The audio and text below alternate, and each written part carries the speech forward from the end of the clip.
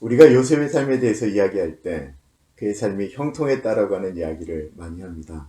형통이라는 말 얼마나 좋습니까? 우리가 부르는 찬송 중에 무슨 일을 만나든지 만사 형통하리라 라고 하는 찬송이 있지 않았습니까? 그처럼 형통이라고 하는 말은 참 좋은 말입니다. 무슨 일을 하든지 모든 것들이 다 잘 되었다라고 하는 것을 의미하는 것인데요. 요셉의 삶이 정말 형통한 것일까요? 창세기 39장에 요셉이 형통했다라고 하는 말이 반복적으로 나옵니다. 그런데 잘 생각해 보실 필요가 있습니다. 우리가 생각하는 형통이라고 하는 것은 내가 그 일을 함으로써 내가 잘 되는 것을 의미하는 것입니다. 요셉이 보디발이라고 하는 애굽의 시위대장 집에 노예로 팔려오게 되었습니다. 하나님이 요셉과 같이 하여 주셔서 보디발의 집이 형통하게 되었습니다. 요셉이 형통한 것이 아니고요. 보디발의 집이 형통하였습니다. 보디발은 본인의 집이 잘 되는 것을 보면서 하나님이 요셉과 같이 한다라는 사실을 알게 되었습니다. 요셉이 감옥에 가게 되었죠. 감옥에 갔는데 하나님이 요셉과 같이 하심으로 그 감옥 안이 형통하게 되었다라고 이야기하고 있습니다. 요셉의 삶이 형통했나요? 그렇지 않습니다.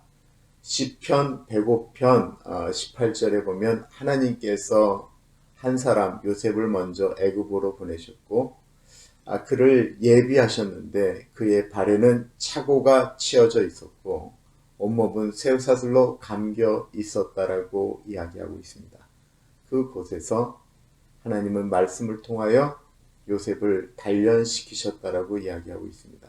그러니까 우리가 생각하는 삶, 요셉의 삶이 형통이라고 하는 것이 우리가 기본적으로 생각하는 것과 다르다라는 것입니다.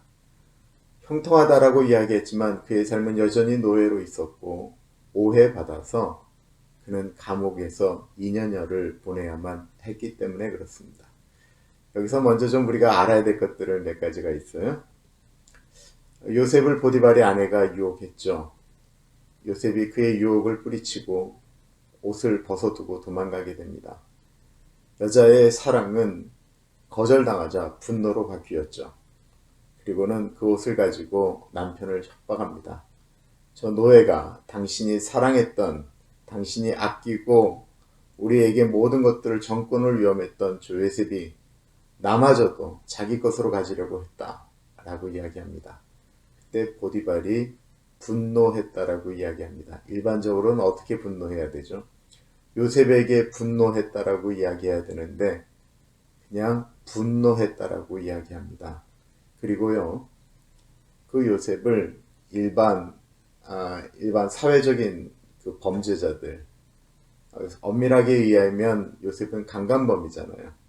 그런데 그런 곳에 넣어두지 않고 자기가 관리하는 정치범 형무소에 집어 넣었다라는 것입니다. 그것이 무엇을 의미하는 것일까요? 보디발은 자기의 아내에 대해서 그리고 요셉에 대해서 충분히 알았다라는 것입니다. 요셉이 그래서 정치범 수용소에 들어가게 되었습니다. 보디발이 아마 그 간수한테 요셉에 대해서 많은 이야기를 미리 해놓았던 것 같습니다. 그래서 그런지 간수와 요셉의 관계는 굉장히 좋아졌고요.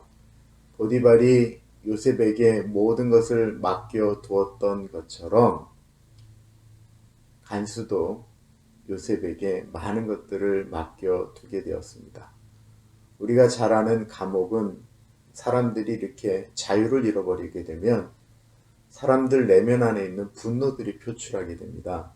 그 분노가 표출하게 되면요, 굉장히 거칠어집니다.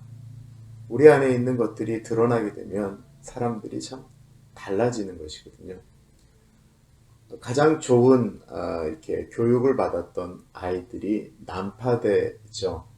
난파돼서 있었던 곳에서 일어난 일들을 가지고 쓴 소설이 있는데 파리대왕이라고 하는 소설입니다. 거기에 보면 아이들이 어떻게 짐승처럼 변해가는지에 대한 이야기들이 나오거든요. 권력 다툼을 그 안에서도 하고요. 자기의 말을 듣지 않는 다른 아이를 죽이는 일들도 발생하게 됩니다. 갇혀있기 때문에 그렇습니다. 그런 곳에 요셉이라고 하는 한 사람이 들어가게 되니까 그 감옥이 편안해졌다라는 것입니다. 여기서 우리 앞에 언급했던 형통의 이야기를 다시 한번 해보고자 합니다. 그리스도인의 형통은 무엇일까요? 그리스도인의 형통은 자기만 잘 되는 것이 아닙니다. 그리스도의 형통은 나 때문에 다른 사람도 같이 잘 되는 것을 의미하는 것입니다. 하나님이 요셉과 같이 하시는 형통은 그 주변이 다 좋아지는 것을 의미하였습니다. 한 끝이 높은 것이죠.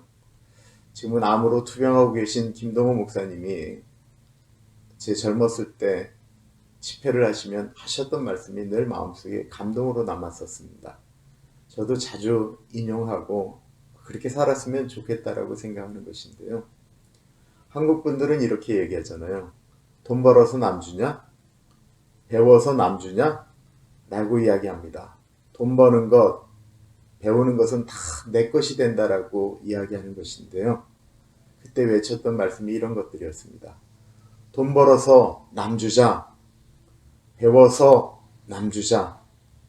그리스도인 한 사람이 열심히 돈 벌면 그 주변에 있는 사람들이 형통해지는 것이고, 그리스도인이 정말 열심히 잘 배워서 좋은 자리, 높은 자리에 가게 되면 나라가 좋아지는 거고 밑에 사람들이 좋아지는 것 아니겠습니까?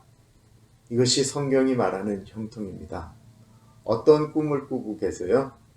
내가 형통하기를 바라고 우리 자녀들이 형통하기를 바라는 그것이 나만을 위한 것이면 그것은 결코 형통이 아닙니다. 진짜 하나님이 원하시는, 하나님이 같이 하시는 형통은요, 나 한 사람이 하나님과 같이 함으로써 내 주변이 잘 되는 것을 의미하는 것입니다. 그런 꿈 꾸어보시지 않으시겠습니까? 내가 있기 때문에 내 주변이 행복했으면 좋겠다. 내가 하나님과 함께함으로 내 주변이 정말로 이 땅 가운데 복받았으면 좋겠다. 이것이 하나님께서 요셉과 같이 하시기 때문에 요셉이 머물렀던 곳에 있었던 형통입니다. 결코 요셉 한 사람의 잘됨이 아니었던 것입니다. 오늘은 여기까지 하겠습니다. 감사합니다.